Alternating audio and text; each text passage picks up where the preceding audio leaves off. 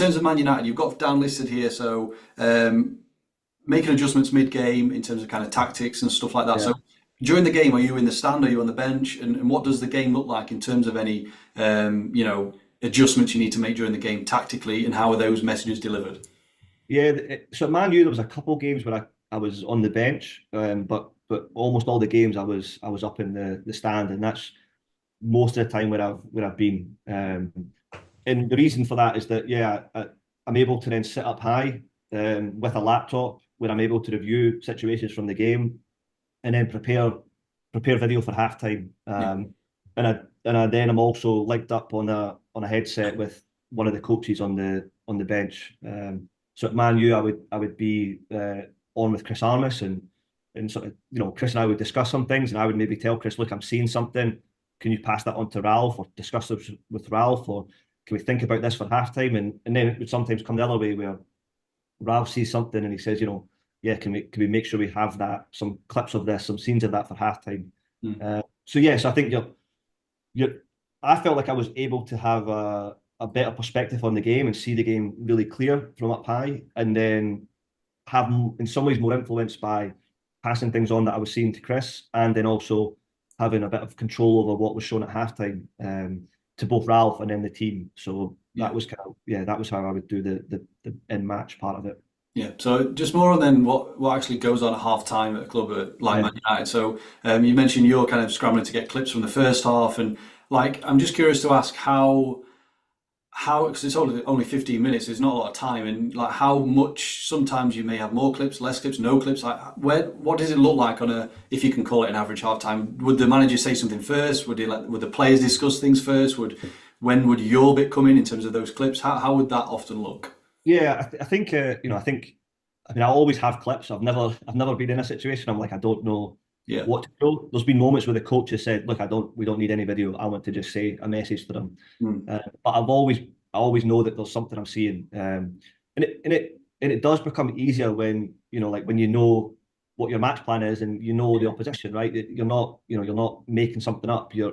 You've got a plan that you want to try and do, and are you doing it right or not? And sometimes the clips you have are, look, this is working really well. Let's keep trying to do this, or this isn't working. We've got to do this. Or I noticed I noticed halfway through the first half they started changing what they were trying to do. So we might expect that more now and those types of things. But Yeah. yeah, and then each coach is a bit different with how he wants to approach it.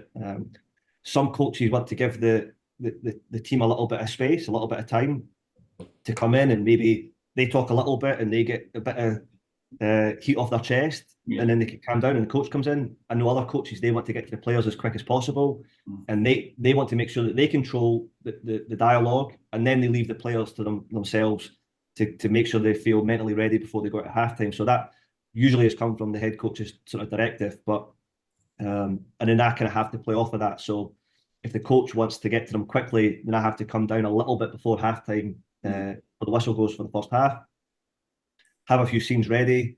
Coach comes in. Normally, I show them, the head coach, Ralf, here's what I'm seeing. Here's Yeah. what I think. It's sometimes, different coaches. It's sometimes difficult because uh, I may be seeing something really clearly from my perspective, Mm. but the head coach comes in and maybe emotional, maybe see something slightly different, wants to get another point across, Mm. and then it's sometimes about how can I manage to make sure that the head coach sees what I've seen, or that I've seen what they want to see, or what they want to show, that kind of making sure that we're aligned on that.